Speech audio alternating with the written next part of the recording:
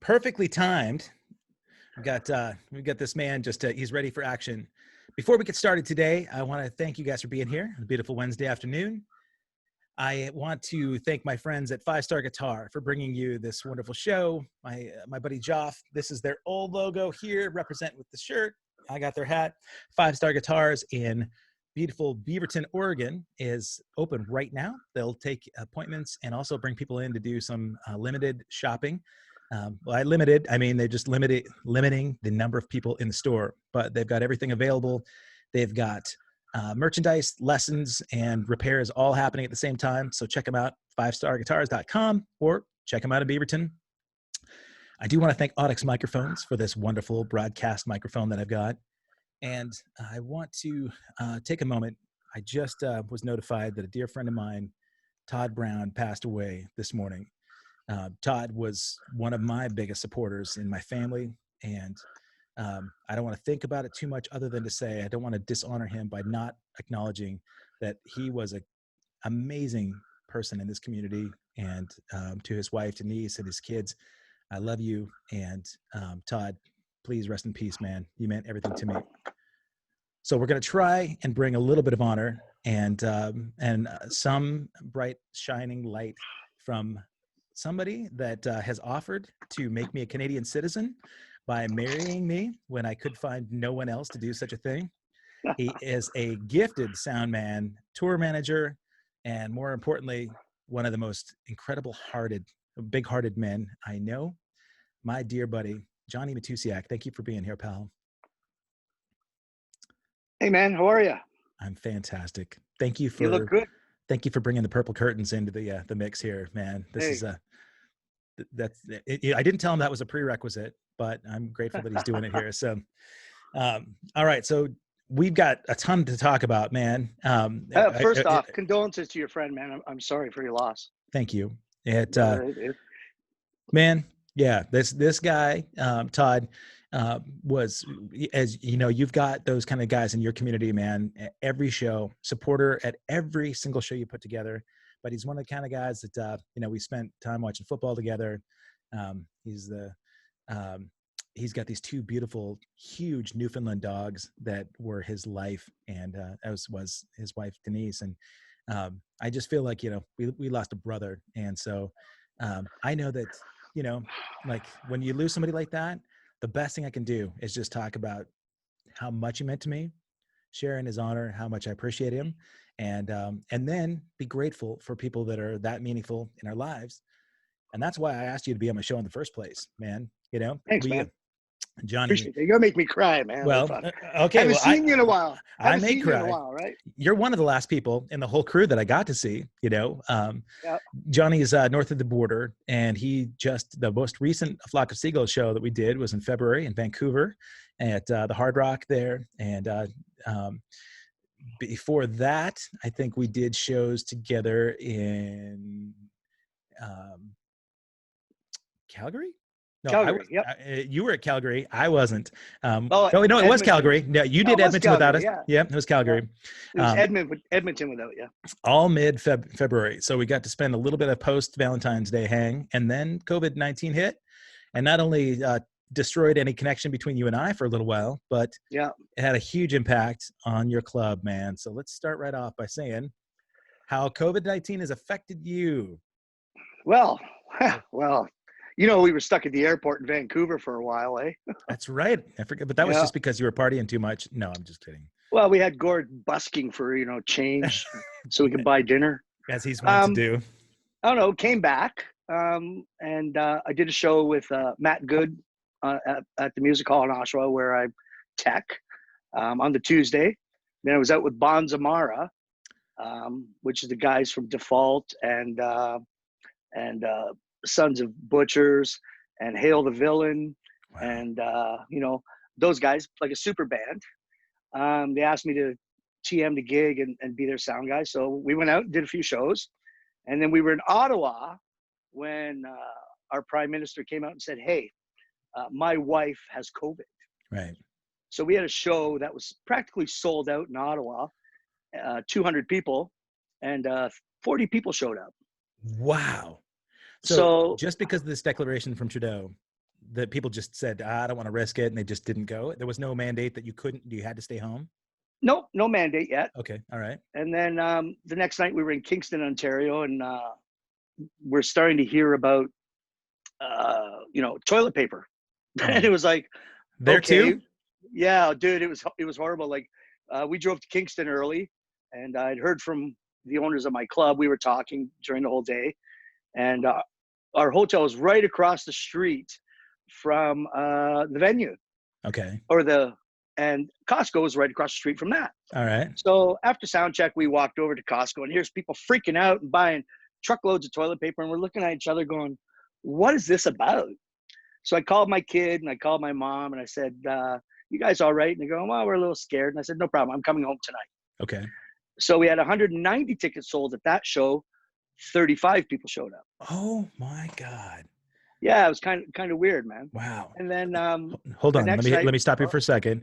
Sure. Are people at this point selling? They already purchased those tickets. Are they asking for refunds because of the? No. All right. No. Okay. No. Nobody asked. We get paid anyways, right? Because Sure, but this is things that people don't think about on the backside, right? If you're not Oh yeah. in the business, consumers that are at shows. Okay, sorry. So the third night. So the third night we're close to home, and I come home and I'm hanging out with my kid and my mom, and I talked to the band, and we're like, we're doing tonight's show, and I went, okay, let's go. So we're in Peterborough, Ontario. We did that show in Peterborough, remember, outside for 10,000 people. Right, with the retirement community next door.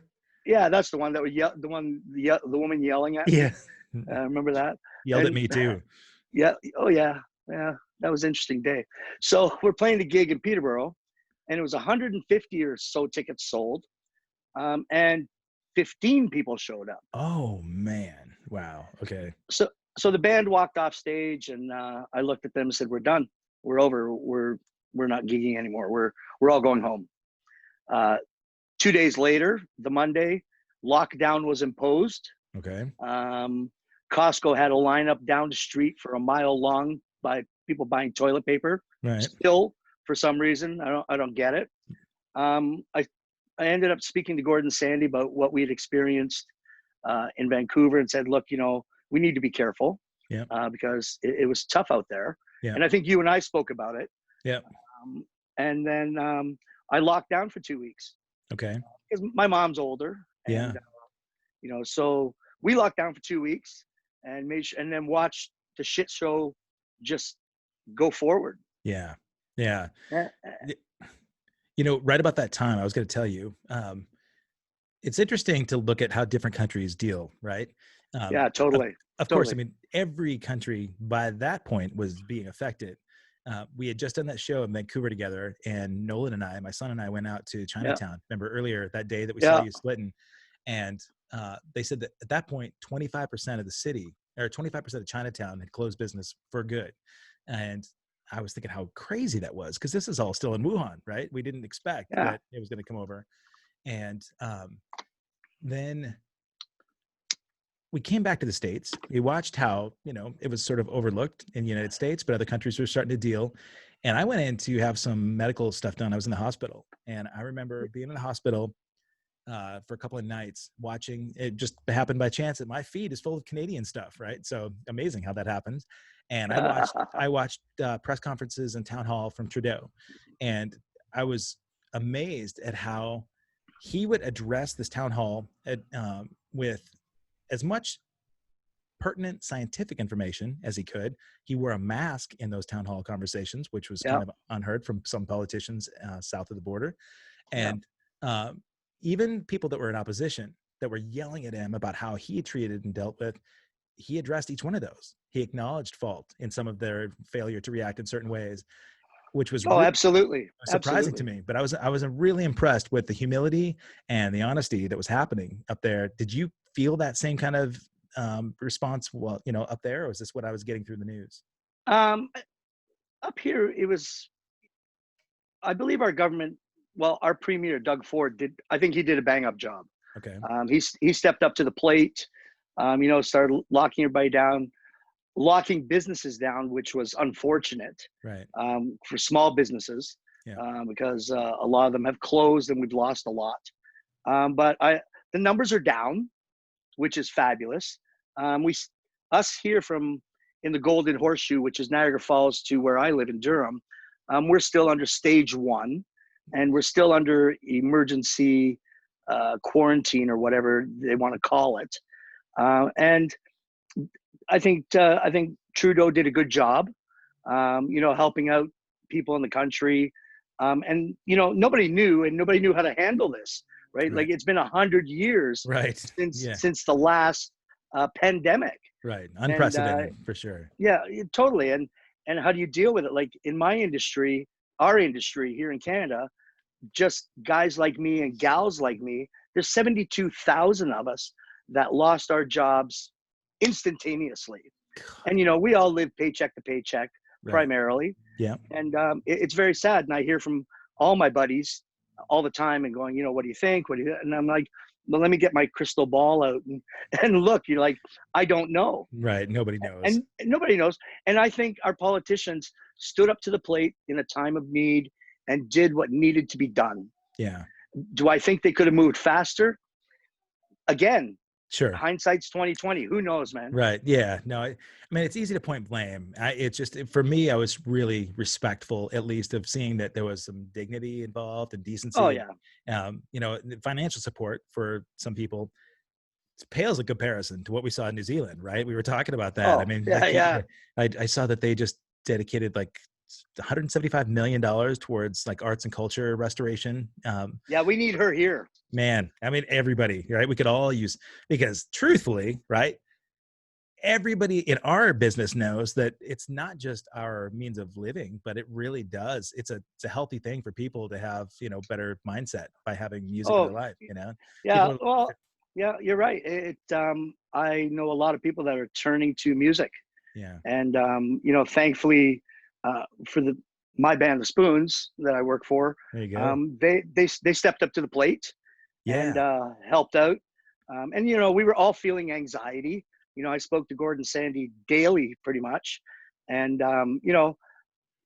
I just had something terrible happen to me. I had all my construction tools stolen. Oh, And so I was starting to feel the anxiety, and, and it was just like, wow, what do we do? What do we do? And then I jumped into an idea and started bulldozing my way through it. You know how I work. yeah.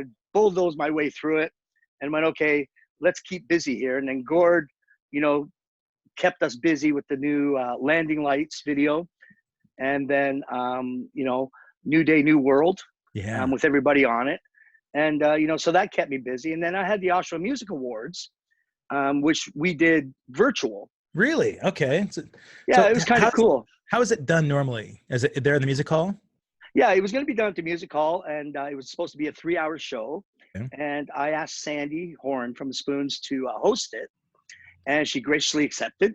Cool. And then COVID hit, and then myself and the rest of the executive team sat down and went, okay, what do we do? Let's not be like the Junos and not have a show. Let's try something different. So a couple of the younger people on the committee went, hey, we could do this virtually. And I'm like, really? Okay. Yeah. So I called Sandy and I said, what do you think? And she goes, okay. So we did it over an 8-week period. Okay. So every week we had 2 categories or 1 category or whatever it was. And we moved forward with it every Saturday at 7:00. Sandy would host it from her house. Our guy, Jay, who's a brilliant, brilliant dude, put it all together with live streams from, the award winners to people's acceptance speeches, sponsors. Like, it was very cool. We had over 32,000 views in 8 weeks in 10 different countries. No kidding. That's cool, Yeah, man. Yeah, it was cool. And we had Gord on too, because he wanted to go on, right? So got to have Gordy on. Like, most of you that are watching this show know Gord Depp is not only the founding member and lead singer for the Spoons, but he's also the guitarist from A Flock of Seagulls. And he's sort of a Canadian icon, right? Yeah, he's a little bit of an icon. He is. Yeah. No, I mean, I'm not laughing, actually. I mean, he's Canadian Hall of Fame to come for sure. And I love what the Spoons have done in response to COVID, right? Because you talked about the New Day, New World video where they had an acknowledgement and support of COVID workers on the front line. and they are actually taking part in this event that's happening on Saturday too. And I'll mention a little bit more about that. We could talk about their involvement without giving something away. But Yeah, oh yeah. Abducted by the 80s is presenting Back to the Basement on Saturday, the 13th. It And you're starts. hosting it. It just happens to be, apparently. I don't know that was a public thing, but here's a revelation that they've asked me to host. So, Well, it's public now. it's a virtual concert and a whole bunch of performances from Wang Chung and Naked Eyes and A Flock of Seagulls and Animotion and New Shoes and Spoons and Real Life, a whole bunch of bands. And it's really cool. That's because they have an event T-shirt. They have a bunch of different series of event T-shirts where all the bands are on it. The proceeds that come from that shirt. Have you seen ours? Have you seen the Spoons? The video? No. Have you seen the shirt? I have not. You have a special event, Back to the Basics. Apparently. So, okay. So it has our logo on it. The new logo for 40 years. All right. And then underneath it says "Stay home and spoon." Oh, I love it. Is that? Are they going to have that through the site? Yeah, apparently, yeah. Okay, well, I'll be hearing about that. You can find that at www.abductedbythe80s.com. Oh, yeah. So Spoons were really at the forefront of this whole thing about trying to support COVID-19 relief workers. I know it's important for Gord. He's got his beautiful bride like front and center on the front lines, dealing with people every 12 day. 12 hours a day. Incredible. Meg, man, I'm proud of you, and I worry about you, and I know Gord does too. Yeah, we all do. So you've had a couple of different ideas beyond this, the Oshawa Music Hall event. You talked about some other things that Spoons are doing in response to this, where you've got to do some virtual work, right? You were going to reveal some things. Well, we released Landing Lights, and it was supposed to be released differently. But Gord released it. Gordon, Peter, and Sandy released it as support for the Canadian citizens, people on the front lines, and people who passed away. Okay. And it kind of went a little viral, which was kind of cool. And then a few weeks later, Gord had the brilliant idea of New Day, New World, which is kind of ironic. Really? Come to think of it, like last year when the album first came out in March, and it was New Day, New World, and we literally got the vinyl and the press, an hour before showtime. And I had seen it before. Things were going back and forth, and I thought, wow, what a cool title. Yeah. And then this year, the two headlining songs off it, New Day, New World, actually has a meaning. And I said to Gord, did you have a premonition about this? Crystal ball. And he, did you see into the future? And he goes, no, but it sure is fitting, isn't it? I went, absolutely fitting. So we asked a bunch of friends of ours, Alan Frew and Felix and Corey Hart, right? We both know Corey. Yeah, of course. And David Krause, who's a Canadian, a famous Canadian here, hockey players, football players, just to hold a sign up. Yeah. And it went viral. And now it's winning awards in film festivals, which is like blows my mind. We just won an award in California, I think, because we were the first people to do that. Sure. And again, here's Gord being the brilliant mind that he is. Gord still calls me 3 times a day and, wakes me up in the morning. And, we talk about things that are going on and what we can do to move forward. So a few weeks ago, I went to a few movie theater, drive-in theaters here in Ontario, and hooked up with one of the largest ones in Ontario, to present live music there. Right. And we have a lot of restrictions here as far as theaters are concerned, and sure, and drive-ins. So we're jumping every hurdle every day. And the next one we're jumping tomorrow, and then there'll be another one on Monday.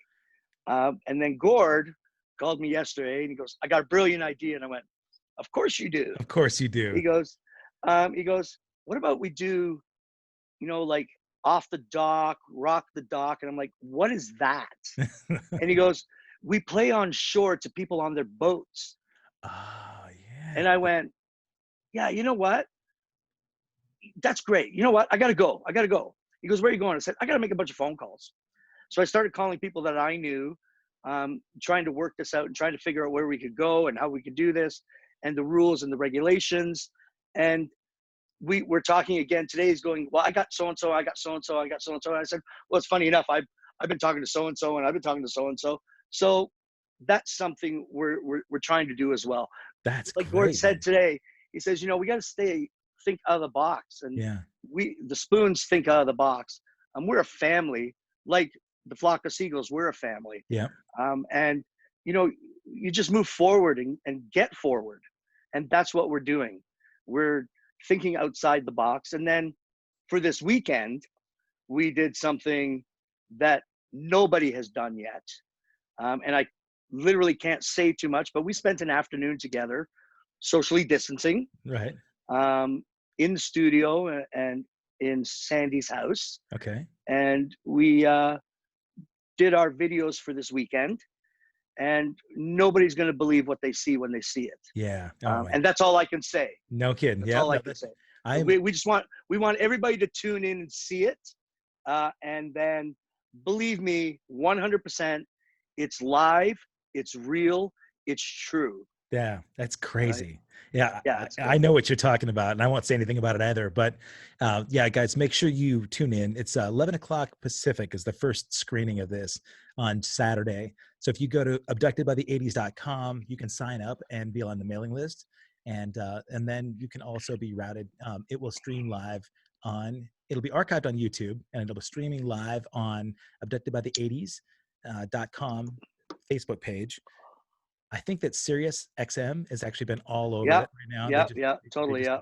They did interviews with CNN and Fox News and some other big publication. And it's being shown twice. It's being shown That's twice right. that Yep, day. Yeah. 2 airings, and there are some special guests too. They're hosting Richard Blade from K Rock and Downtown Julie Brown, my girl. Yeah, downtown. Yeah, man. Love her For sure, for sure.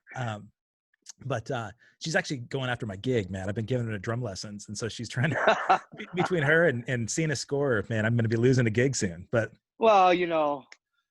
maybe. Yeah, well, maybe. You got to master that stick throw.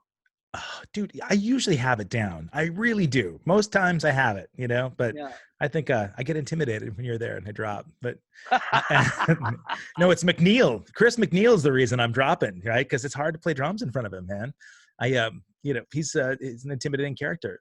I'm afraid he's going to make he's a fabulous dude, man. I should tip the hat to Chris McNeil, drummer from the Spoons and Glass Tiger.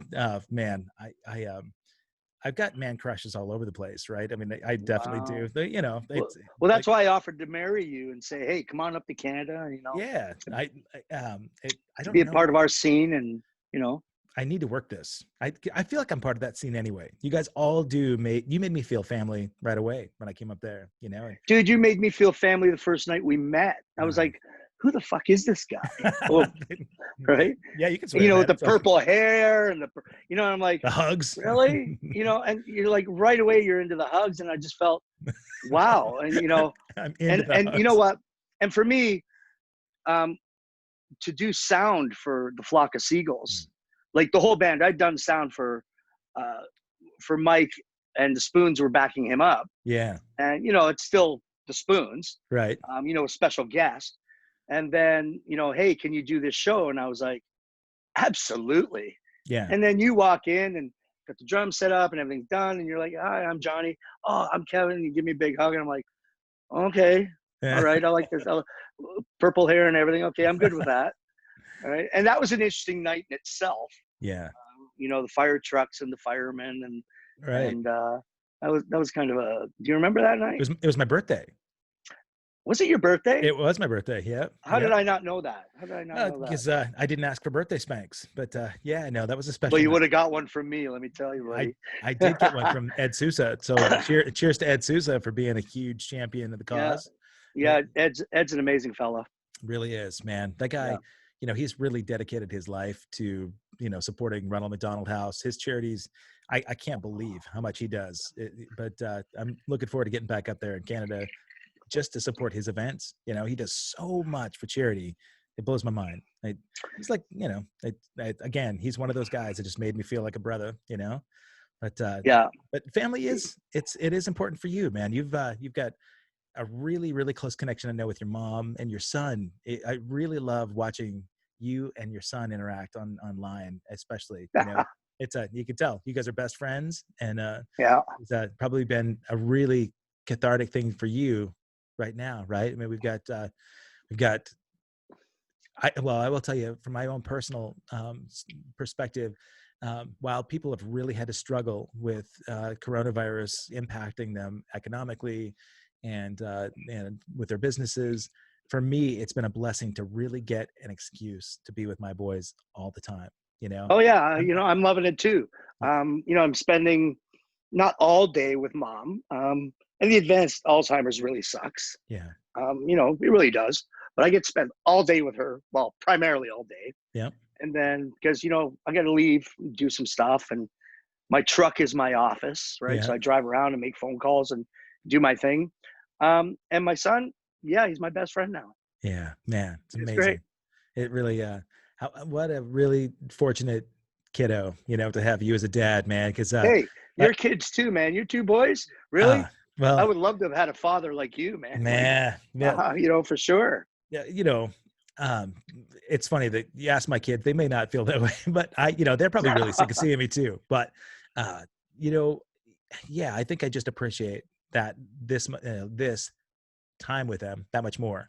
And it also makes me realize, how much I don't want to take for granted when I've got like people like you in my life. The whole reason behind the show was to reconnect with people. If I can't be out there on the road hugging you in person, I want to catch up, find out what's, making Johnny tick. And I'm not surprised at all that you're out there sort of putting, nose to the grindstone and making stuff happen to be productive up there. It's Well, just trying to keep music alive, man. It's really tough up here, like, but yeah, and tough everywhere. Like, sure. let's not beat around the bush. Our industry will be the last to come back, Yeah, for sure. Yeah. and it's unfortunate. And I understand. You like the venue that I worked in. We had my last two shows were sold out. The Yeah. Spoons was actually the last show at the music hall. Was it really? Yeah, totally. The Wow. last show. Yeah. God, man. Live show. There was one DJ show after that, but Yeah. we were the last live show. And it was really heartbreaking what's transpired there. Yeah. But I have other friends who own venues and bars here, and they're closing. Yep. And and some of them will come back. And we're hoping the music hall will come back. Right now, we don't know. We don't have that Spoon's orb Right. Yeah. to To tell you to the look at future. the future, to tell us the future. We can't roll the 8 ball and look at the bottom. Yeah. We don't know, and we're worried. But Sure. we're looking at a new avenue, a new way of doing things, You bet. and we have to. Live streaming, is that a way? Sure, it is. People are staying entertained, but people have to understand we're guys like me. I'm not a musician. Well, I am a musician. I play bass and I play drums a little bit. Yeah, that's not a And musician. I'm just kidding. yeah, I I know rhythm section. Nobody thinks about the rhythm section, even though we keep the band together, right? we're the bottom of the barrel. But I can't set up my mixer and mix a show and Right. practice my art. Right. That's why what the Spoons are doing right now. Like when Gord called me, he says, "Will you be there?" Absolutely, dude. Yeah. I'm there in a second. Yeah. Loaded all my gear into the truck and off I went. And here we are, and let's spend the day together and eat pizza and produce something that's cool. Yeah. But I miss nothing more than, like, for me now it's, well, was it next week? It'll be 3 months since I mixed a show. Yeah. That's And really. it's been over 3 months for you to play a show. Yeah. I haven't gotten to touch drums since February when we were on stage in Canada. Oh, dude, you can't do that. You're gonna lose your gig. Well, it's because my where my drums are, my son's been wrapping his car in purple vinyl, and I can't get to my drums. I've got my uncle's kit gave me a 56 Gretsch, beautiful I know. Gretsch. You showed it that one night. I was like, oh man, Yeah. I'd love to get on that. Mine's a 71 Gretsch. Oh yeah, man, that's a classic, buddy. It's sitting right here, but my production room is in front of that too. But let's talk about some of the fun shows that we got to do this year, because Sure. Oh yeah. 2 of them in particular, hands down, bucket list gigs for me. And I've, you mentioned Corey Hart earlier. Both of them had to do with Corey. And I was, both of them. dude, you were front of house man mixing these shows. First was the Bud Stage in Toronto. July. 18,500 people. Okay. Yeah, man, which was, it wasn't even just the magnitude of the show and the amount of people there, but the energy was insane. And you shot the Oh, whole thing live Facebook. I remember you streamed it from your console. yeah. And then there's a whole bunch of other footage out there from other people and the fans that that was the first time that the first gig we did with Corey, and Glass Tiger was on the gig Yeah. as well. Yeah. Glass Tiger. Yeah. So that really just a cool lineup. Fans were amazing. You made it sound and feel huge. And Thanks, then man. a couple of days later, we're on stage in Quebec City at the Yep. FEQ of July 5th. Corey Hart, Level 42, and a Flock of Seagulls. And that to date, that was the biggest show I've ever played in front of, right? We had a Yeah. couple people there. Yeah. Yeah. I remember one of the biggest things for me that day was, after sound check and everything, walking out on stage to make sure everything was turned on. Yeah. And I get to Mike's keyboard and I look up and went, holy shit. Yeah. And I took a picture of it right over top of Mike's keyboard. And I went and turned Gord's amp on, made sure his pedal board was on, his wireless was on. Walked backstage and Gord goes, is there anybody out there? I said, yeah, there's 5 or 6 people in the front row. 5 or 6. Right. Yeah. So then I said, okay, have a good show, boys. And I walked to front house and I watched the band come out on stage, and I literally could see Gord's face go, holy shit. Yeah. Right. I'm seeing if I can find a picture from that to share with you guys here. This is this is pretty crazy. Yeah, I think it's on my Facebook, the one over the piano, right? Oh, is it? Okay, I'll go to yours. Yeah. I think so during our set, of course, we weren't the headliner. This is the first time that Corey had been playing in 30 years, and he's a Montreal native, right? So I think that was a huge part in people coming back out. But oh yeah, what an amazing gig! First time that PA had ever been. I was the first sound engineer actually to mix on that sound system. And then for me personally, Corey Hart's sound engineer came up to me after my mix and went, "Man, that sounded fucking amazing."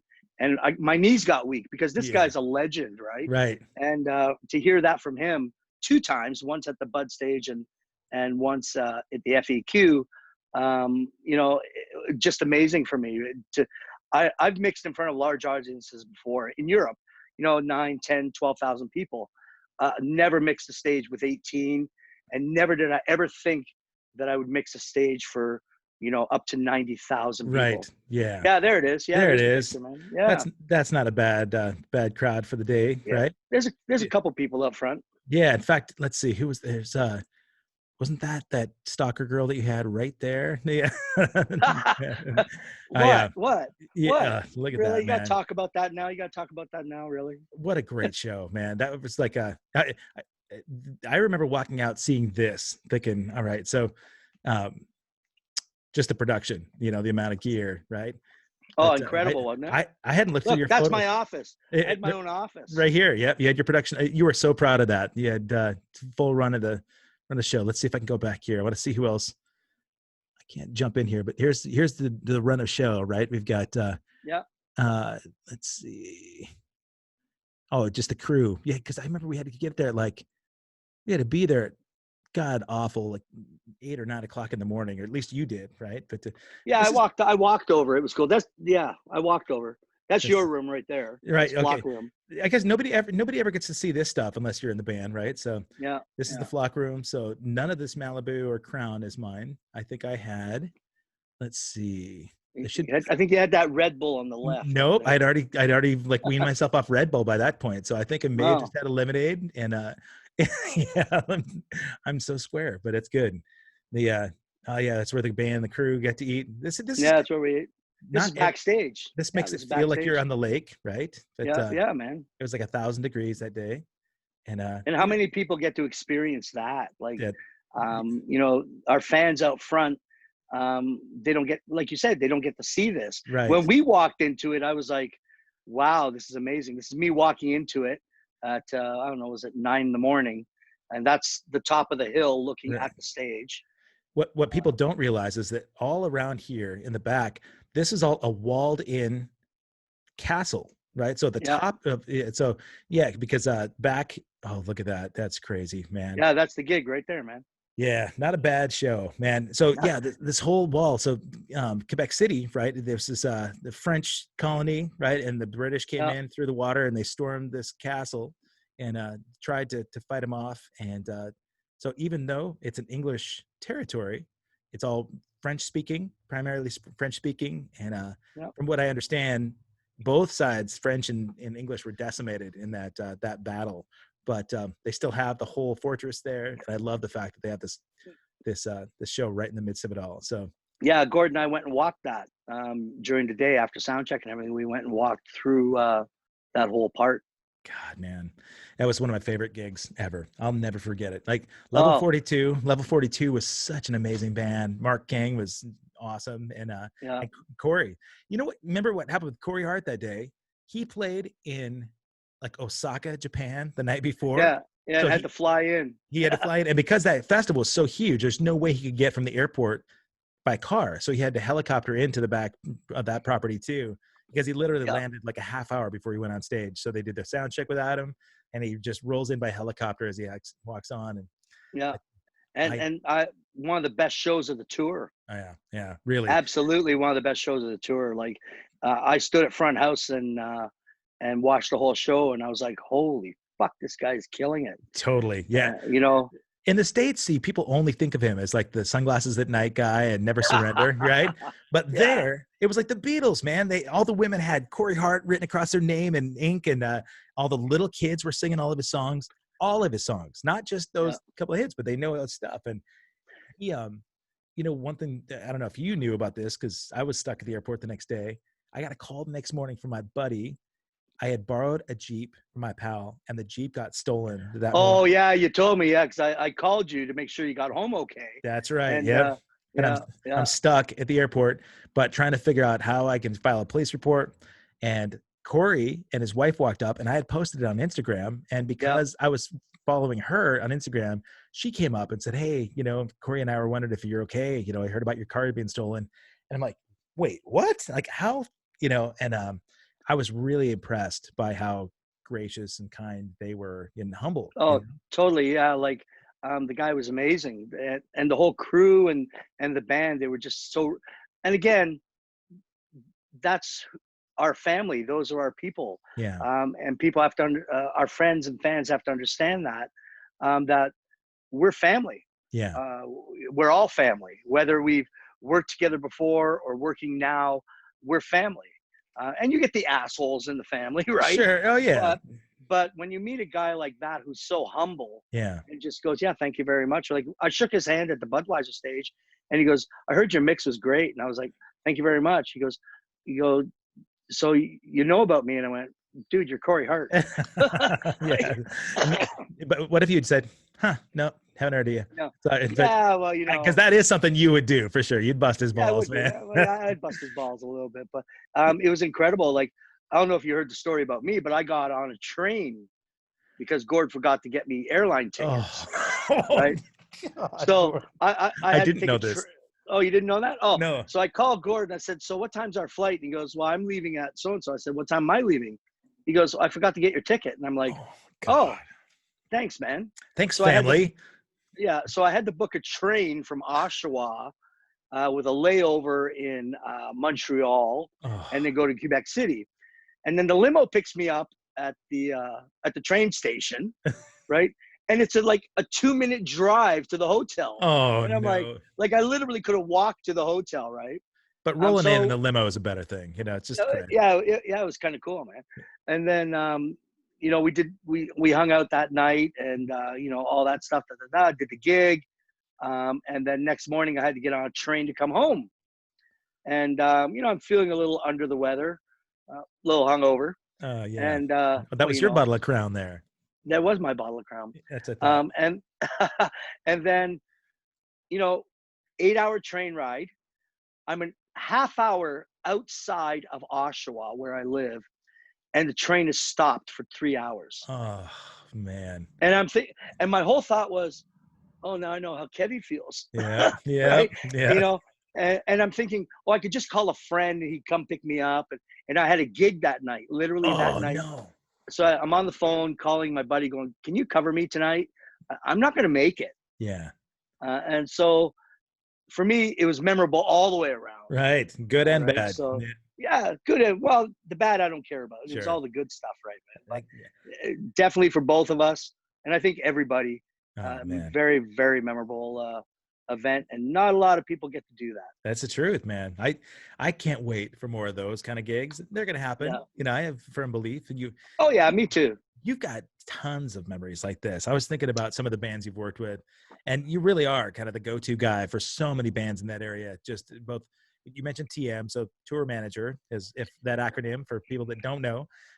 Johnny is he's kind of like Big Brother, right? He can wrangle cats, that like the best of them. He's a glorified babysitter some days, and some days he's just the guy that can get stuff done. Everything from making sure that hotel rooms are dialed up to the production stuff behind stage, all the gear on stage when you got to come up and do your sound check and get your monitors taken care of, and you know, making sure that the gig goes off right. Even though that's not really his responsibility some of the time, he just makes sure that nothing gets left aside. And I was thinking about maybe some experiences that you might have had where just shit went sideways, man. Can you give us any stories like that? There are so many, I'm sure, but um, um, shit went sideways. Well, the most recent one was in January, in the venue I worked at, the music hall, which is now gone. 5440 was okay. performing that All right. night. And, you know, I'm talking to the TM and the sound guys and the crew all day long. And then I get a phone call about 20 minutes before they're supposed to arrive. And we've got the load crew there ready to go, load them in. And they're like, we're broken down on the highway. And I'm like, oh, fuck. Yeah. Okay, so how do we fix this? Well, we have a truck coming, you know, to fix whatever it was wrong. Oh, it's a transmission. Okay. And it was a brand new rental truck, brand new. They forgot to put oil in the transmission. Oh. So, you know, an hour into it, I'm like, okay, where are you guys? Like, you know, and I'm calling U-Haul Rental here in Oshawa going, I need a truck right away. I'll be up to pick it up. Here's my credit card. And they're like, okay, we're on our way. So we were literally 3 hours behind on that gig, which went almost sideways. But Neil and the guys came on stage and they played the show.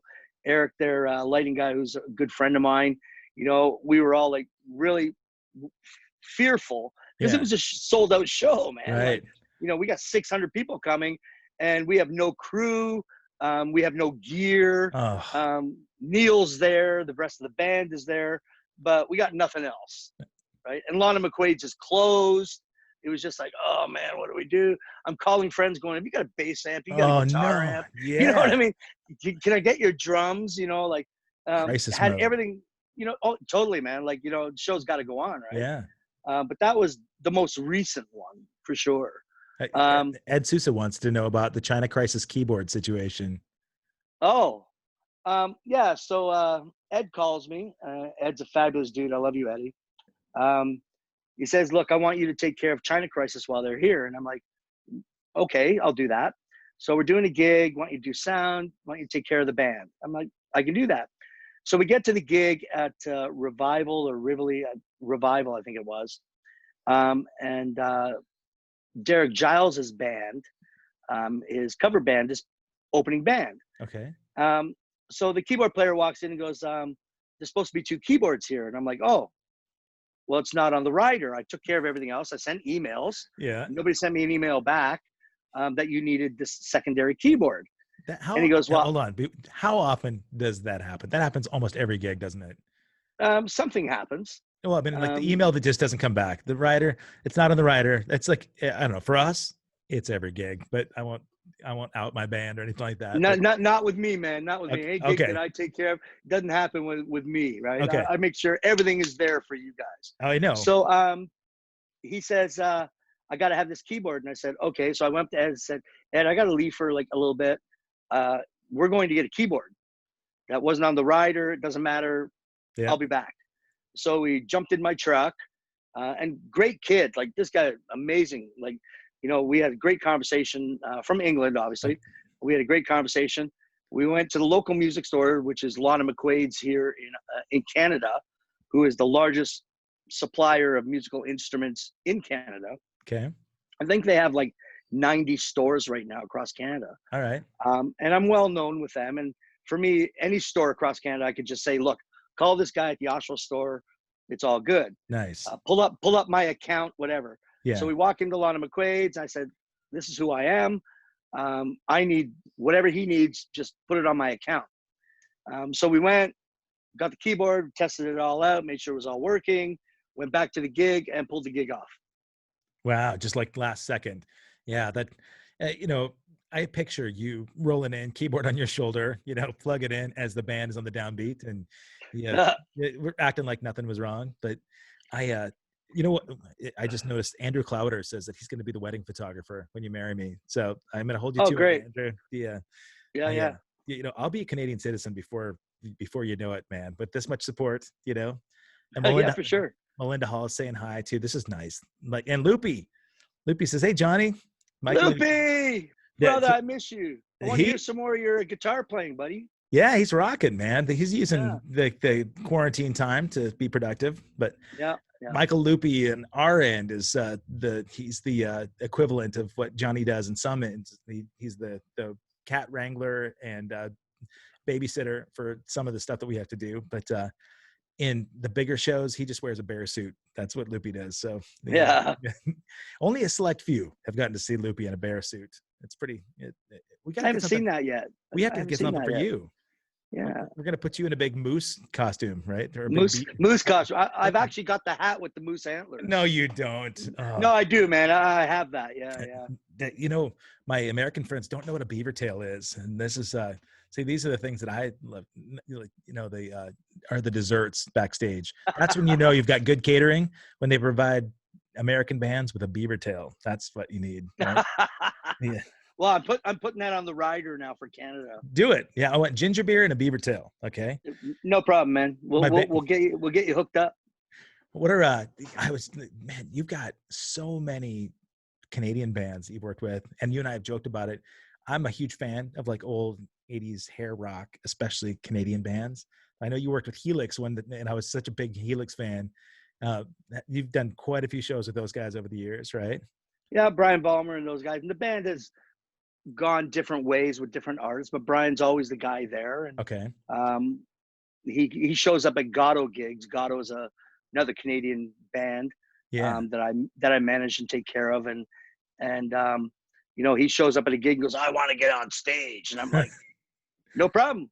Go on. Have a good time, man. And he'll get up there, and him and Greg are great friends. And Helix is a hard rock Canadian in your face rock and roll band, and I love those guys. Yeah, man. Are they still touring as Helix quite a bit? Yep. Yeah, they're still doing shows. One-offs. Still doing shows. Well, not right now. Yeah, right. Yeah, mostly one-offs, not real tours. Yeah. You know, not like you guys and us. But one-offs. But when they get to a venue, they sell it out. Yeah. You know what I mean? And they put on a show. It's a killer show. Like, rock you, man. Yeah, rock you, man. Absolutely. What do you want? Well, rock you, dude. Speaking of rocking shows, man, you've got a Danko Jones connection. Yeah, Danko. We've known each other for many years. Really? Yeah. He's a great dude, and always we still talk every once in a while. He's played the music hall a couple times. Okay. My first show with him was in an iconic venue called the Dungeon here in Oshawa. And this is where Sum 41 was founded. Really? Yeah, they were founded in this bar. I didn't know that. Yeah, they're friends of mine. Dave and those guys, they're all friends of mine. We were doing gigs there and they were, you know, like Planet Smashers were there too. Okay. You know, bands like that. And so the band shows up, it's the bass player and the drummer, and they set everything up, and we're doing sound check, and I see this guy just sitting in the audience with a fedora on his head. And I've never met the guy. Yeah. And I'm thinking, okay, so where's your singer guitar player? Well, he doesn't participate. And I'm like, okay, no problem. I'll dial it all in. And then showtime comes. Same dude gets on stage and just fucking kills it. Oh yeah. Just kills it. And I'm like, holy fuck, this guy rocks. Yeah. Amazing. So after the show, I went up to him, and his persona on stage is way different. Sure. Than it is, you know, when you're sitting and talking to him. He's a rock star on stage. Yeah. Backstage, he's a father. He's a very gentle dude. Wow. And he's like you. He likes hugs Yeah. and a fabulous guy. I'm proud to call him my friend. The last time he played the music hall, he goes, "Are you still with the Spoons?" He goes, "Yeah, I am." He goes, "I want one of those books that Gord wrote." And I went, Yeah. "Hold on." You had a spoon-fed book with you? Oh, I had the box in the truck. Oh my God, that is awesome. So I went and got it and gave it to him, and he took a picture of it with me and him in the green room. And I went, "Yeah, Danko Jones is a Spoons fan," and it's cool because his music is way different. Oh yeah. Than that, right? You know what I mean? Like, but the last show, when did he play his last show at our venue? I think it was last May. He played a show at our venue, sold out, and killed it. Yeah. You know, just and fabulous performer, and I love the guy to death. They're amazing. So there's somebody that I need you to meet. The guy, the founder of 5 Star Guitars, Joff Metz, is he's got a band called Western Aerial that I used to play with, and the only cover that we would do was a Danko Jones song, actually. And which one? Love is Bold. Bounce? No.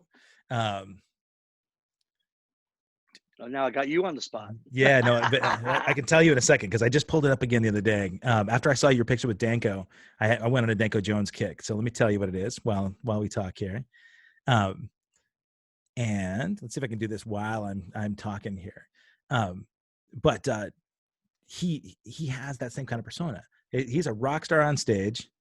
Hang on, sorry. Oh, kids don't want to rock. It's on yeah. Oh yeah. Yeah, popular tune. Actually, that's going to give me a copyright strike here for playing some of that. But we used to cover that one. Of course, nobody really knew it was a Danko song when we played it, but stylistically, Western Aerial and Danko Jones, perfect pairing. The guys in the band, Joff and Jimmy, huge Danko fans. They were the ones to turn me on to Danko Jones like 10 years ago. Yeah. And every record is so just raw and badass, sort of punk rock vibe. Oh yeah. But I'd love to, one of these days when I'm up there, man, I'd love to catch one of his shows live. Oh, dude, we'll figure that out. I'll hook you up, man. No problem. Please. We'll go together. We'll do that. We got to go down. We got to track down Chris McNeil because he's anti-social media, so he's not going to let me put him on camera. But, we got to get him on camera. You got to get him up there, man. Like just talking drums all day would be cool. And he is. I don't know if you know, but he's a killer producer. I didn't know that. Really? Oh yeah. He's got a studio at home, and he does video and a lot of audio. He actually produced a couple songs with a band that I was dealing with, and we're driving to Ottawa with the Spoons for a gig, and I put the CD in. He goes, "Hey, I produced that band. I produced that song." And I'm like, "No way! Are you kidding me?" Wow. And that's how I found out he was a producer. And then I watched the stuff that he's doing now, and anything we do with the Spoons, having to do this live stuff that we're doing, I bounce everything off of Chris, like everything. I call him and go, "What do you think? What do we need to do? You tell me what we got to do. I'll get it done." Nice, man. Right. So, and outside that, he's a nice guy. Yeah, he is. Don't tell him I said that. No, he really is, man. He's like I said, I got like this, the bromance thing going. He actually is, I think, a dead ringer for Jesse Pinkman. Totally, 100%, man. And not only does he look like him, but he sounds just like him too. So I try to get him to impersonate, this Breaking Bad thing, and he gets mad and runs away every time. But he does, yeah. But you know what? Face the truth, buddy. Yeah. Better to be a doppelganger than nothing, right? Absolutely, man. Absolutely. Better than being a drummer. And he's not related to Sweet Susie McNeil, who is also a friend of yours, right? Susie McNeil is a very good friend of mine. Her and her husband. That was one of the gigs I did in between the Spoon shows. Okay. I did a couple of Susie gigs. We did one at in Niagara Falls at the casino. Okay. With her Susie McNeil and a Chain Reaction Band, which is horn players and backup singers and keyboard player, and her husband playing guitar, and Chuck Keeping from Big Sugar is the drummer. Okay. In that band. And Chuck and I go way back too. And anytime she does a show in Canada, outside of her shows with Aerosmith and Mr. Jeez. Tyler there. Right. I get the phone call, and I go do these shows. Then the next day, and she hooked us up with these beautiful hotel rooms at the Hilton. My son went with me, and Nice. he's like, "Wow, you got a great gig." I'm like, "Yeah, I know." Yeah. And They're then, not all like this, son. They're not all yeah, they're like not this. all. Yeah, yeah, I should have been in Peterborough. And then, and then the next night we did another show, and I was having audio problems. The mixer, which is the same mixer I have, the M32 Midas, and I was having problems and just issue after issue, and I was getting mad. And she comes up to me, she goes, "You all right?" And I went, "No, I'm getting very frustrated here." And she gives me a big hug, and she goes, "You feel better now?" And I went, "Absolutely." And then we got all the problems solved, put the show on, and walked away and went, "Everything's great." Man. Yeah. That, um, She's such a lovely person. Like, I've known Susie before Rockstar in Excess, okay. Wow. That, right? yeah. Well, I would imagine, right? She's from the area, right? She's from Toronto. Yep. Yep. And there were a bunch of Toronto natives actually that were on that show, which was pretty, well, at least between Rockstar Supernova and Rockstar NXS. So it's kind of cool that Yeah, you you had had the JD JD, Fortune who won. right? I was actually his sound engineer with a band locally here called Juice, Before? which was signed. Yep, which was Okay. signed uh, to BMI Records, I think it was. All right. And we had some stuff going on, and great guy. There's a lot of interesting stories with JD, Yep. I'm and sure. oh, yeah, totally. But you know what? Good for him that he won, Yeah. and great for his success. I don't know where he is now, but if you find him, can I get my $500 back? Oh That'd be cool. man. Yeah. He's giving, but it's okay. Chances are pretty good that he just doesn't have that $500, buddy. Yeah, I'm sorry to yeah, say it, man. it's all right. But yeah, and then after that, the next one, Supernova, Yeah. there was another guy out of Toronto that was in it. Lucas Rossi. Yeah, Lucas Rossi. Yeah, Yeah. man. Yeah. How do you know that? You live in the States, man. How do you know Oh that? yeah, well, Storm Large, one of the final contestants, is Yeah. a friend of mine, and I recorded together with her, and Oh, I killer, went man. down to the taping of one of Oh, the she's shows. amazing. She is She's amazing, amazing. Oh and, yeah, totally and, amazing, right? and I saw Lucas, come through, and I know his wife, and so he's represented Canada well. Yeah, and he's still out here, still performing. Yeah, Lucas Rossi Band, right. and we actually had him at the music hall Yeah, really. perform. So yeah, yeah. Oh, that's So he cool. puts on a great show. Yeah, And he's a great dude and represents Canada very well. yeah. God, you've worked with so many bands. I was just thinking about every time you and I get together, we sit down and we talk about, we get on this rabbit hole. And unfortunately, sometimes the rabbit hole is just like all the shit shows, right? All the crazy stuff that's happened. Because, the music business is, somewhat of a fickle thing. Oh, pardon me. Had to decline that solicitor trying to call in and the call. Sometimes I leave it open because you never know if like Gord Depp is going to try and jump in on the phone call. But I think my favorite thing actually is working with people up there in the region. If it's not specifically on a show, a live show that we're doing, your Yeah. reputation precedes you. And so I was thinking about the connections. You've worked with so many bands. And even though, you joke about you're being a curmudgeon, and you've got because every sound guy has to have this persona, right? Like they're just, they're cranky, just tired of dealing with obnoxious drummers. But people that know you, your reputation precedes you as somebody that just not only gets stuff done, but will bend over backwards to take care of his people, man. And I love that community sense. It really is important. And I'm sure that's why you get called to do so many gigs for people. Not only are you talented, you get the skill, but you really do feel connected to people, man. That's one thing I just miss about you more than anything. My whole family up there, really, I just feel like Ed brought a flock of seagulls up to do quite a few shows, and the people, his circle of people that he introduced me to, it feels more like home than almost my little region right around here in many ways, Oh man, they all miss you. Ah, We all miss you here. Like I talked to Gord, I talked to Ed, I talked to the girls, that are coming out and the helping Ed do girls. his that help Ed do Barbara shows and Katz. It's nice to see Barbara Katz on here. She's saying hi. yeah, A yeah. bunch. And Barbara's Melanie. a big part of it. Yeah, Melanie, and Mel is uh, amazing. yeah, and Susan, and all those girls. you know, we all talk and say how much we miss you, and you know, it won't be long, brother. It won't be long. Yeah, it was You know, it for me. I'm 54. You know, next week, and next week is your birthday. oh, don't did I say that? It's Yeah, not my birthday next week. No, happy, happy birthday. No spanks for you. oh well, it's okay. I'll find somebody that will. Yeah. You hear that, So, Ed? um, so it's when someone said to me the other day, this is so trying and very difficult, and I go, yep. So was World War One. Mm, So was World War Two. So was the Vietnam War. So was the pandemic in 1918. right. This is a spit in the bucket of our lifetime. One drop of what we're going through.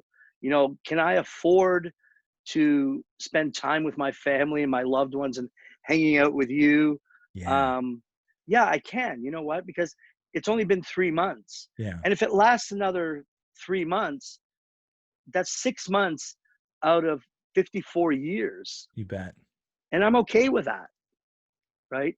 I'm not Man. okay now gigging, Right. but, and even if we don't get the gig, at least something normal will start happening in the next 3 or 4 months, You and bet. things will start happening. You can cross the border hopefully in 3 or 4 months, That's what I'm and you hoping. know, say, and come on up here and just hang out and maybe do a Spoon's living room show or whatever, right?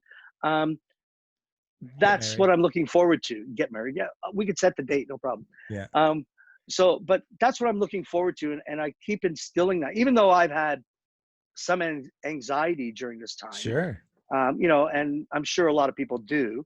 Um, you know, we all have what we're going through and what's happening to us. Yep. You know, I have my situation in my home, and it's not the greatest situation, but it's not the worst either, Yeah. right? And I see a lot of my friends going through much worse, You bet. and I go, well, thank God. But I know in my heart, I know, well, in my head, I know this will end. Yeah. And when it ends, flock of seagulls are going to be on, like, still on top of the world. We're all going to be touring and doing more gigs, and people are going to figure it out.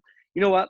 I missed those shows. Now I'm going to go to more shows, Right. Yeah. Good right? appreciation And for it. yeah, totally, man, 100%. Like, how can you not? Me, I never liked going to shows I wasn't involved with. Yeah. You know, after, like, somebody'd say, hey, you want to go see this band? Yeah, no, not really, because I'm going to criticize the sound guy, or I'm going to Right. criticize, you know, like, I really don't want to go do that. But now I just wish I could go and see a live show. Sure. You bet. I think So everybody on the planet is there with you for that. You yeah, know, really, man, your perspective is so good. And it really is all about that, right? It's like sort of repositioning your perspective on some of this stuff, because it helps to know that everybody's kind of facing the same thing, right? In terms of, you know, loss of gigs and loss of connection with fans, friends, whatever. But being able to appreciate it and really not taking anything for granted is so key. Being grateful for what we've got and what we've got to come. I love the fact yeah. that you know that you're seeing that too, and it's one of the things I And, love. and the one and one of the things the fans have to understand is we miss you too. Yeah, You guys might miss us, but we miss you more, yeah. I mean, if it because weren't for people coming out to shows, buddy, you know, yeah, we'd be you know what sitting I mean. home. 70,000 people watching Flock of Seagulls in FAQ, man. That wasn't because they needed to be there. It's because they wanted to be there, Yeah, right? yeah, And we miss you guys too. Like, honestly, we miss you guys too. yeah. Well, having this opportunity doesn't quite bring the hug, but at least it can bring us face to face and be able to talk in real time. Oh, totally, Um, brother. I'm really, really grateful that that you are part of this thing, and that Spoons are doing something really big for Abducted by the 80s. I think it's an important thing to help the frontline folks, and The uh, only Canadian band. the only We're Canadian band. That's the only right. Canadian band. That's right. Yeah. So if you're watching this, make sure you go to www.abductedbythe80s.com, sign up for the mailing list, because there's a whole bunch of other stuff. Not only do they tell you about events, but they have drawings for like limited edition t-shirts and some of the other merchandise from the bands that are performing. And you'll get info on the live stream. So Greg Ross and Manic Merch are putting that thing together, and it's amazing. You'll freak out when you see what the Spoons are doing on that show. And there's also a world premiere from Wang Chung on the event as well. So Yeah, I it's heard that. I'm waiting that's for that one. That'd that's be going to be kind of cool. awesome. Yeah, man. And so let's do this. Let's like hold your perspective in our hearts, knowing that it's going to pass and it'll pass soon. And until then, we've got our hearts together, even if it's virtual. I'm really, really glad that I can call you friend, man. And you know, even if we're not of the same citizenship yet, Yeah, I'm so thankful, man, that I can see your smiling face. I'm going Please, to start filling out the paperwork. yeah, do it, man. I'll start filling out the paperwork. Yeah. talk to the attorneys, man. The Yeah. I'll you get know, her done, man. give your So do you boy, want to do you want to wear the dress or do you want to wear the suit? I you know, prefer the suit myself. at this point, it doesn't even matter, man. I want a new piece of paper, you know, but, Yeah. Well, no, you're family, you know, so you're, please, you're family too, brother. And I miss you. squeeze your mom and your boy for me. And all my Canadian friends, man, when you see him, especially Gord, you know, just, give him a little peck on the cheek for me. All right. He won't let me touch him. He's germaphobe, you know. Well, just, Try you to can give wear him a mask. it was like, come on, hug me. No, hug me. No. I've got a Sousa mask I can wear the next time I see you, you know, so Oh, are there? Oh, yeah, I saw that. I need yeah. one of those. Yeah. Ed, Ed, I need one. Send me one. there you go. There you go.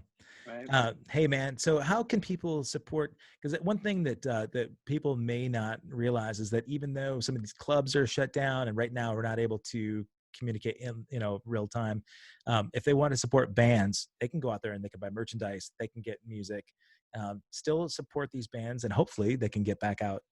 So Yep. for you, Spoons is your primary gig. How can they get the new Spoons record and any Spoons merch that they might want to see? Well, they can go. We have a new merch store, obviously, but we can go to Spoons Music, Okay. and we have a merch store there. Okay. And then Rock Paper Merch, which is our new merch store. Okay. Everything's available there, signed copies of everything. Either one helps support us Nice. and support Gordon Sandy and our future endeavors that we have plenty of ideas about going on. I'm sure I'll hear about another one tomorrow from Gord. I'm sure. But, yeah, yeah, I'm really positive about that one. But I don't mind. I love talking to Gordy all day. Yeah. And whatever he's got to say. Like I said, I talked to Sandy, but Spoons Music, Google us. We have a Okay. merch store there. Go grab it, and you'll support the band and Rock Paper Merch. Okay. And that's our merch store in collaboration with, Burton Cummings, Randy Bachman, Red Dragon Cartel, Nice. uh, Alan Doyle. We're in great company on that merch store. Okay. Awesome. And then maybe we can find you on Facebook so we can find out about Rock the Doc too when that comes out, right? So Rock the Doc, man. It sounds like it's going to come together very quickly and be something very cool. And kudos to Gord for coming up for the idea. you bet. But it's a fabulous idea, and we'll be rocking the dock, rocking the water, rocking the boat. We'll be rocking that this summer, guaranteed. It's going to Fantastic. happen. It's going to happen. Yeah, man. Happen successfully, I'm sure, man. Well, we're hoping. I'm really, really glad to see you, pal. I miss you. Yeah. I miss you too, brother. I miss your hug. Thank you for hanging out There's with that me today. picture of you kissing me. It's like, hey, I love that. Yeah, man. It represented the show well. I have just ultimate respect for you, man. So Johnny Thank MATUSIAK, you. I love you, my brother. Man, good luck with Rock the Dock. I hope the Oshawa Music Hall comes back together and stay safe, okay? Kevin Rankin, love you, brother. Give your boys a big hug for me. I will. And congratulations to your son for graduation. Thank you, man. Thank you And very much. that was cool to see all that. Yeah, he's So right. Destined we'll for good talk things. soon, and you take care, brother. Thanks, amigo. And thanks for having me on, man. I'm You grateful. brought back a lot of memories and a couple tears, and just Yeah. seeing your face. Hey, I don't see you got to get the hair in purple. You got to get the hat in purple, though. Yeah, I'm asking for it, but I do have his shirt in purple, at least 5-star guitars. So, Well, hey, really, that's cool. yeah, man. All right, Right. pal.